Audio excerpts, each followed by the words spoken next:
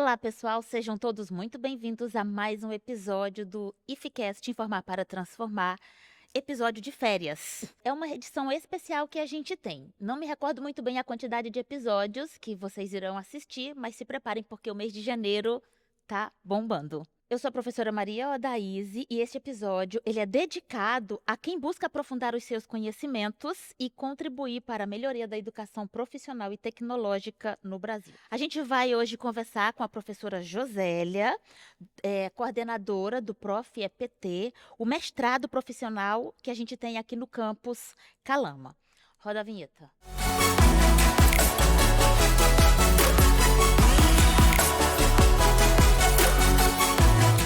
Então, para conversar hoje sobre o nosso mestrado Prof. EPT aqui do campus Calama, a gente chamou a coordenadora do mestrado, a professora Josélia Fontinelli, e ela já esteve presente aqui neste mesmo programa para falar sobre a pesquisa do que ela faz lá no Baixo Madeira, tá?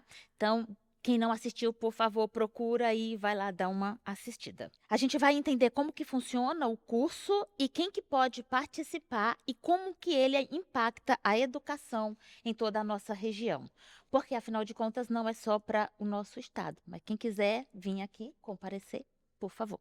Então, professora Josélia, o que é o Prof. EPT e qual é o principal objetivo do mestrado, do programa? É um prazer estar aqui novamente. Então, o que é o Prof-EPT? Então, o Prof-EPT é um mestrado em rede nacional, que é coordenado no IFES e cada instituição que quis aderir tem uma turma. Então, nós somos instituições associadas. Então, hoje, né, nós estamos presentes aí, se eu não me engano, são 37 instituições associadas participando do programa. E o objetivo é desenvolver pesquisas e conhecimentos na área da educação profissional e tecnológica, especificamente, porque é uma temática específica em que nós não tínhamos um programa para essa temática, né? E nós temos uma base teórica e epistemológica própria.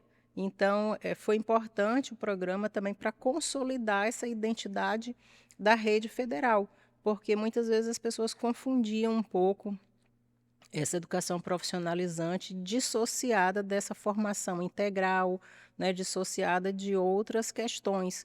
E então foi preciso, a gente verificou que após o início desse mestrado, a rede federal, a gente se apropriou muito mais dessa identidade, A gente já está há quanto tempo com o Prof. EPT? desde 2018. 2018, antes da pandemia, né? E como que o programa Prof. EPT ele se diferencia dos outros de pós-graduação na área da educação? Então, nessa especificidade, né? Então, a nossa especificidade é educação profissional e tecnológica. Então, não são pesquisas voltadas para a educação de maneira geral. Então, quem quer pesquisar aqui não é pesquisar sobre a sua escola, uma escola estadual, uma escola municipal, mas a educação profissional, nesse sentido de formação para o mundo do trabalho, sem uma separação entre o conhecimento teórico e prático. Uhum. E quais são as linhas de pesquisas disponíveis no programa e como que elas se relacionam com a realidade da educação profissional e tecnológica? Então, nós temos duas linhas, que é a práticas educativas em EPT. Então, nessa linha, ela é focada em metodologias de ensino e aprendizagem, currículo, inclusão e diversidade. Então, eu costumo dividir assim, existe a sala de aula, o ensino e as atividades meio. Então, nessas atividades meio, a gente tem a segunda linha, que é a organização e memórias dos espaços pedagógicos em EPT. Então, toda a parte de história, memórias, espaços de gestão e outras questões que permeiam a educação, elas estão nessa linha. E como que o curso está estruturado em termos de carga horária, disciplinas e tudo mais? Então, as disciplinas presenciais, elas acontecem no primeiro ano, o curso tem 2 anos de duração, então no primeiro ano é dedicado a essas disciplinas presenciais, e o segundo ano é mais voltado para as práticas em si, a prática de pesquisa, conclusão, e aí a gente tem 420 horas que o aluno tem que cumprir. Então, nós temos De aula, né? de aula. E temos 5 disciplinas obrigatórias e o aluno tem que cumprir 3 disciplinas eletivas, né, que são as optativas, que ele vai aderir aí conforme a temática da pesquisa dele. Não é todos os dias que o aluno tem aula. Não, aí cada instituição associada, ela escolheu a sua forma de ministrar. Então, existem instituições que é uma vez por semana, é distribuído durante a semana, mas nós optamos em oferecer modular, uma vez por mês, e assim favorecer que pessoas do interior também pudessem participar, cursar o mestrado. Aí não faz no final de semana, é durante a semana mesmo. Durante a semana, uma vez por mês. Assim, ele consegue Se organizar o organizar. trabalho, Aham. viajar, participar das aulas. Porque se fosse assim, durante a semana, intercalado, né? Então já isso iria inviabilizar a participação do pessoal de outros municípios. É, facilita mesmo, uma vez por mês. O edital já foi publicado, né? E a coordenação divulgou a bibliografia oficial para o ENA 2026, com livros, artigos e referências específicas. E como é que o candidato deve usar essa lista para estudar, para que ele possa focar enquanto for fazer a prova? Ele tem que selecionar, né, as bibliografias, todas vão cair. Então a prova vai ser formada por 20 questões dessa bibliografia. Então não posso dizer que há um banco de questões que vai ser implantado, mas assim, por ser uma teoria que muitas vezes o aluno não tem muito contato, é importante que ele participe de grupos de estudo. Então, hoje na internet tem vários grupos de estudo no Facebook, no YouTube, aulas, aulões. Então, é importante que ele participe, assim ele vai crescer no entendimento sobre aquela bibliografia. A gente recomenda que ele comece pelos artigos também, que são mais curtos, né, sublinhando, destacando. E aí, dependendo da gestão do tempo dele, existem livros também, né, e artigos de livros. Então, ele gerenciar esse tempo e esse volume de leitura. São quantas vagas? Aqui no campus são 16 vagas e nacionalmente 700. Na realidade, eu pensei que fossem mais para cá, né? São Eu pensei em 16. 20, eu não sei por quê. Eram 20, mas aí a CAPES, né, ela vai vendo a questão de professores, demanda. Então, esse corte é ela mesma que sugere. O edital ele traz regras bem específicas sobre quem pode concorrer e como que se dá a distribuição de vagas. Pode explicar um pouquinho para a gente como que funciona? 50% nós tínhamos a possibilidade de optar, fazer essa distribuição de percentual 30, 70, 50, 50, mas nós vimos que ainda temos bastante servidores interessados, né, na qualificação, então a gente optou 50 vagas para servidores e 50 vagas para ampla concorrência. Então, servidores são servidores efetivos, né? Então, só que assim, não são só do IFRO. 50 vagas, não, 50%. 50% das vagas são para servidores. Então, por exemplo, um servidor do IFAM que mora em Humaitá, ele pode concorrer a uma vaga aqui. Ele precisa ser da rede federal. Ah, entendi. Então, Não ele precisa ser especificamente daqui. não, do IFRO não. Então, nós até já tivemos 3 alunos já que eram do campus do IFAM aqui em Humaitá. Então, isso abre essa possibilidade também para pessoas de outros institutos estarem oportunizando essa vaga. E outros 50% para ampla concorrência. Só que essa ampla concorrência, veja bem, não é qualquer perfil. São pessoas que estão ligadas, atuando na educação profissional e tecnológica ou, né, com qualificação de trabalhadores. Porque tem gente que às vezes faz a consulta, mas eu trabalho na universidade.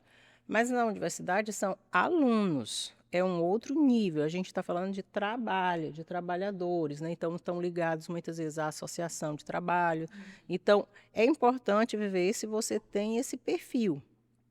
Né? Então, existem os espaços formais, por exemplo, pessoal do SENAC, pessoal do IDESP. Então, tem escolas profissionalizantes, escolas técnicas que a gente tem. A gente tem escolas técnicas aqui de saúde, de informática. Né? Então, existem várias escolas profissionalizantes que também acreditam. Ou uma atuação, ter os espaços não formais.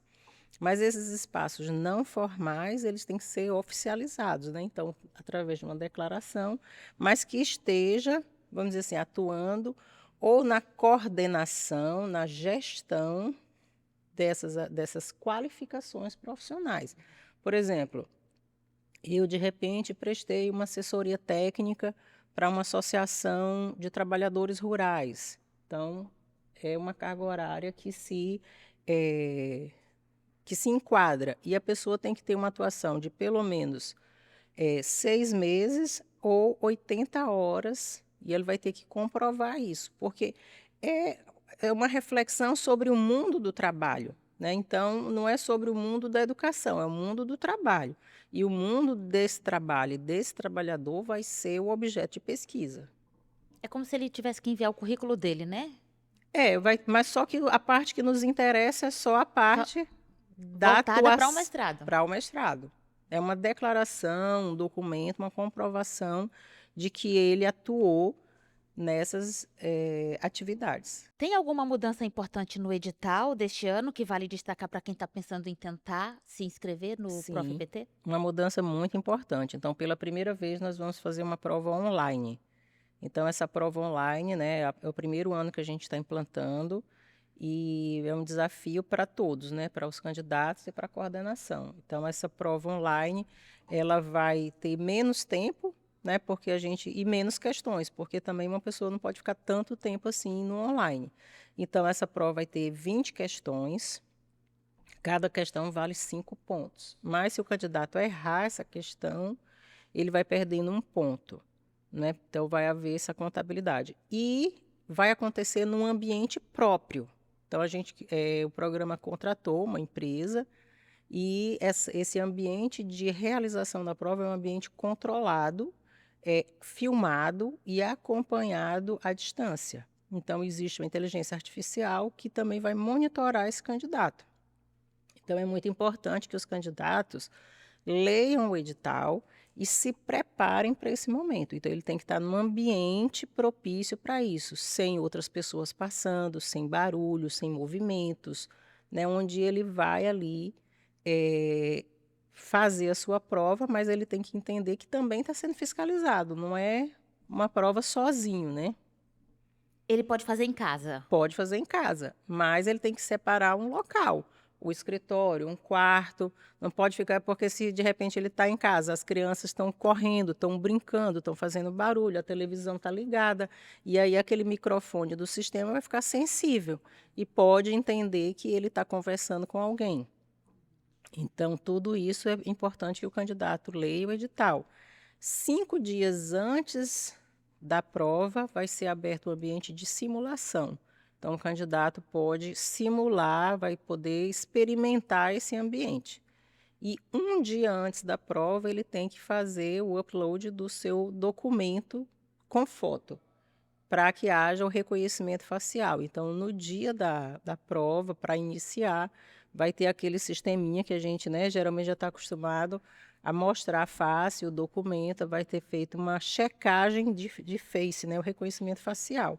E ver as especificações do computador. Esse sistema não é compatível com celular. Então, o candidato tem que ter um computador e se organizar para isso. Não vai ter, no caso, concomitante online e presencial. Não, todo Tudo online. online. O ambiente ele tem que ser preparado, ele tem que ser livre de ruído, livre de outras pessoas, sem mudança de aba. Se você mudar a aba do computador, o sistema vai fechar, né? Tem que ter as permissões. Você antes de entrar vai permitir tudo isso. Vai ter uma fiscalização. Exige muita concentração, Quando você estiver cuidado. fazendo, você vai estar sendo gravado, né? Se houver alguma suspeita de que o candidato estava fazendo alguma coisa, essas imagens, elas depois vão passar por uma análise, né? De repente, e o candidato ele tem que estar com o rosto desobstruído, né? Nem óculos de sol, aquelas mesmas que a gente até tem aqui no presencial, né? Chapéu, boné, tecidos, óculos, então tudo isso ele tem que eliminar para que o reconhecimento aconteça o tempo todo. E o fiscal que vai estar online, ele também pode pedir, interagir com a pessoa, pode pedir para ele mostrar a mesa, fazer alguma coisa assim, se ele achar que deve. E o candidato não pode se ausentar da câmera enquanto está fazendo sem a permissão do fiscal. Então, o sistema deve ter lá um lugarzinho onde ele, por exemplo, ele passou mal, ele vai ao banheiro, vai fazer alguma coisa, às vezes é uma pessoa PCD, né? Ele vai informar as condições que ele precisa, talvez de meia em meia hora se levantar ou precisa amamentar a criança. Então, essas especificações, essas questões, como numa prova a gente não pede, né? Muitas vezes a gente pede Celular. condições especiais, né, para Ah, fazer tá. a Sim, prova. sim, é Então, verdade. essas condições especiais também podem ser solicitadas até no online. Então, é importante que eles fiquem atentos. Vai ser quanto tempo de prova? 2 horas. 2 horas. Dá para aguentar o xixi? É ralado, mas dá para aguentar. Para um bebê já é mais difícil. É. Quais são os principais produtos educacionais desenvolvidos pelos alunos do Prof. PT aqui no IFRO Campus Calama? Olha, a gente tem bastante guias, cartilhas, livros, vídeos, jogos e propostas de políticas também, daquilo que a gente não encontra, né? Às vezes lacunas da nossa atuação, a gente ainda tem essas atividades. Você sabe informar quantos alunos a gente já formou? Não É tenho muita esse gente, né? número já, porque como a gente já está há 7 anos, né? É. Então, 7 anos a gente vai ter aí 7 vezes 2, 14, mais de 160 alunos. E como esses produtos têm contribuído para a melhoria da educação profissional e tecnológica aqui da nossa região? Olha, todo produto ele tem que estar relacionado a uma situação real, né? Então, eles têm que identificar uma lacuna. Eu costumo dizer que não é necessariamente um problema, né? É uma problemática, uma situação, né? Às vezes está acontecendo algo, mas esse algo pode ser melhorado. Uma tecnologia, olha, o professor dá aula dessa forma, mas ele pode dar de outra. Então, sempre existe uma lacuna ou um problema que ele vai identificar e vai propor uma solução. Mas essa solução a gente tem que entender que não é uma solução definitiva, é uma reflexão que abre novas possibilidades. Então, e tem seus nichos específicos, né? Então, às vezes, a gente avalia naquele contexto. Então, ela tem contribuído porque eles têm trazido respostas e, principalmente, reflexões sobre o nosso fazer, que é muito específico. Você pode compartilhar algum exemplo, no caso de pesquisa ou produto que tenha gerado de forma significativa aqui na nossa comunidade? Sim, olha, praticamente todos os produtos, eles têm a sua contribuição. O que a gente tem mais, assim, de destaque são os produtos que são mais acessados, né? Então, existe o Observatório do Prof. EPT, onde os alunos colocam os seus produtos educacionais. Então, por exemplo, a gente tem um produto do egresso Eudes Neves da Silva Santana, que ele fez um trabalho sobre o estágio supervisionado. Então, você vê, o estágio parece que é uma coisa comum, né? Parece que é uma coisa comum, mas é um dos produtos que mais teve acesso, né? Então, muitas vezes as pessoas estão fazendo a pesquisa despretensiosamente, né? E tem, então, a gente lá já teve, a dissertação já teve mais de 188 acessos e o produto educacional mais de 93 acessos, né? Então, isso significa que é um tema que está contribuindo, que está sendo buscado, que está sendo referenciado. E quais são os principais desafios que você, como coordenadora, enfrenta na coordenação do Prof. EPT e também na implementação do programa? Olha, Não os é nossos fácil. desafios são muitos, porque assim, a diversidade ela é importante, né? Mas existe esses dilemas dos alunos, muitas vezes a questão de transporte, né? A gente precisa do nosso campus, né? A gente sabe que não tem relação com a gestão, mas a gente precisa de espaços específicos, os gabinetes de leitura e de pesquisa, porque um pesquisador, por exemplo, não sei quanto você já fez o mestrado, já fez o doutorado, não sei, você tinha seu livrinho lá em cima da mesa, né, que ele ficava lá. Então, todo dia que você tem que desmontar a sua mesa de pesquisa e desmontar e levar, então tudo isso existem rupturas, né, nesse processo. Então, ter os espaços fixos de pesquisa, que os alunos também pudessem vir, porque a gente tem alunos que estão afastados, né? Mas eles não teriam um ambiente próprio dessa vivência acadêmica. Então, a gente está precisando de mais espaços de vivência e interação, para que orientadores também a gente pudesse estar compartilhando o mesmo espaço de pesquisa, a gente tivesse mais essas questões. E falando em desafio, Josélia, eu vou fazer uma pergunta que não está aqui em relação. E se faltar energia na hora da prova para o aluno? Existe lá também a previsão, se faltar energia, né? Porque quando faltam energias regulares, existem os comunicados, né, das operadoras. Então, ele vai poder depois entrar com recurso, entrar com a comunicação. Então, lá existem algumas especificações para falta de energia rápida, se eu não me engano, 15 minutos. Por exemplo, a bateria descarregou, deu um apagão lá no computador, aí o sistema vai aguardar ali 15 minutos até uma retomada. Se for por um tempo maior, aí existe lá também uma prescrição de como o aluno vai proceder, porque existem os comunicados oficiais de suspensão, diária, de alguma coisa assim. Ele vai ter que entrar em contato com a operadora e pedir Um outro tempo. um possível. documento que justifique, olha, houve um acidente, o poste caiu, e nessa região aqui a energia foi suspensa durante um período, para que ele possa depois fazer essa prova em outro momento.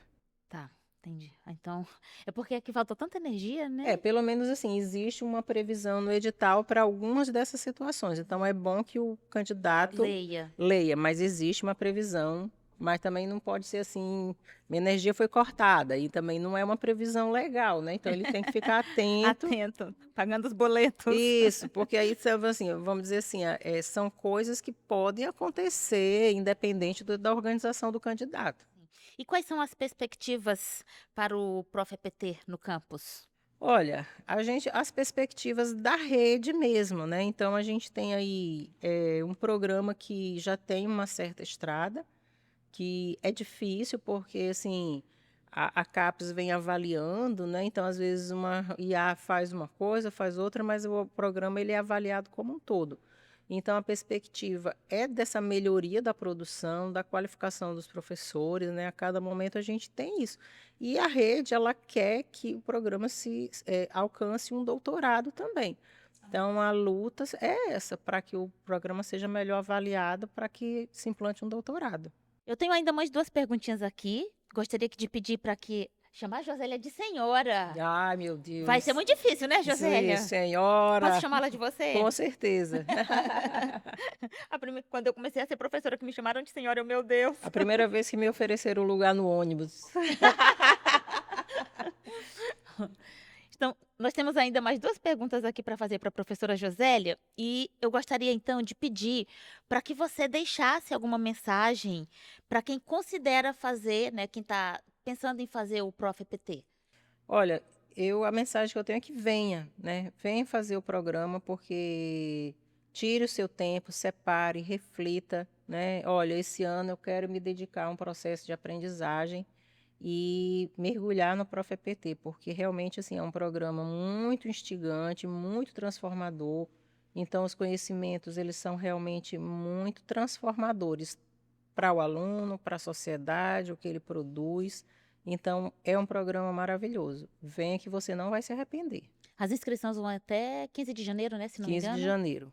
Ah, tá, então tem tempo ainda para se inscrever. E como que os interessados eles podem obter mais informações para se preparar para o próximo processo seletivo? Até para esse mesmo que ainda dá tempo, né? Dá tempo. Então, assim, as informações a rede de contatos, né, que é através do edital. Então, no edital também a gente lá, por exemplo, se o candidato tem alguma dúvida, tem o e-mail de contato do IFES ou pode mandar um e-mail também para a gente. O que a gente não vai poder fazer, que alguns candidatos fazem, é perguntar se tal documento, se tal a atuação é válida, né? Então, nós não fazemos avaliação prévia de documentos, de consulta, não, porque vai ser formada uma comissão, né? Então, em cima do edital, da interpretação, da elaboração dos seus documentos, das suas comprovações, aí essa comissão vai analisar essas declarações. Então, é importante que o candidato compreenda o edital, né, para que a gente possa dar o melhor seguimento. Mas fazer análise prévia de documentos nós não fazemos. É uma comissão interna mesmo. Interna. Então, assim, ó, entre as vagas da ampla concorrência, existem muitas pessoas que ministraram disciplinas também no IFRO, né, ou em outros institutos federais. Então, esses professores que foram substitutos, né, que foram temporários, né, que têm atividades de ensino, né, no trabalho, então elas servem também como essas atividades, essas declarações para a vaga de ampla concorrência. E o pessoal da universidade também às vezes pergunta se ele pode pleitear a vaga de servidor. Não pode pleitear a vaga de servidor. Servidor tem que ser da rede, né, dos institutos federais. Então é importante fazer essa distinção. No caso do professor que foi substituto, a portaria serve? No caso, o contrato de trabalho, Ah, é porque tem que contrato, ter é. a data de início e de Ah, término, tá, é contrato, tá, é verdade. ou uma declaração, alguma coisa, mas se ele for usar o contrato, tem que ser tanto o inicial e a rescisão. Bom, é isso. E mesmo no clima de férias, deu para ver que o Prof. EPT é uma porta enorme para quem quer transformar sua prática, sua carreira e sua relação com a educação profissional e tecnológica. Professora Josélia, estamos muito felizes de tê-la recebido aqui, em poder compartilhar, né, todo esse conhecimento, como que vai funcionar todo esse processo, para que o pessoal possa vir, se inscrever, participar, conhecer o IFRO, né, porque tem muita gente que ainda não conhece também, e é uma oportunidade. E obrigada pela participação, por toda essa explanação. Se alguém tiver alguma dúvida, pode entrar em contato com o Sim, e-mail, né, pelo e-mail, para que as dúvidas possam ser sanadas. E já ganhou um bottom, mas ela vai ganhar outro. Por quê? Porque ela merece, porque olha, ela veio pela segunda vez. Eu vou cobrar ela usando esse ano que tá vem. joia. Eu também agradeço o espaço, o convite, a possibilidade de divulgar o programa, né? O processo seletivo é muito importante para o Estado, é uma oportunidade que nós temos, né? Que recentemente nós ampliamos a quantidade de vagas de mestrado e doutorados que são ofertados no Estado. Então vamos aproveitar, porque houve épocas que eram bastante escassas, né? Então aproveite, porque muitas vezes esses programas uma hora pode começar, uma hora pode ser interrompido. Então, são oportunidades ímpares. Então é isso, pessoal. Muito obrigada. E para você que está nos assistindo, se esse episódio plantou aquela sementinha, vá lá, leia o edital com calma, considere tentar o IFRO, tá? Participar do processo, porque o IFRO está cheio de oportunidades. E não fique esperando, será que vai? Será que sim? Será que não? Vai lá, tenta, é a tua oportunidade de você entrar aqui na instituição. Isso, obrigada e até o próximo IFCast.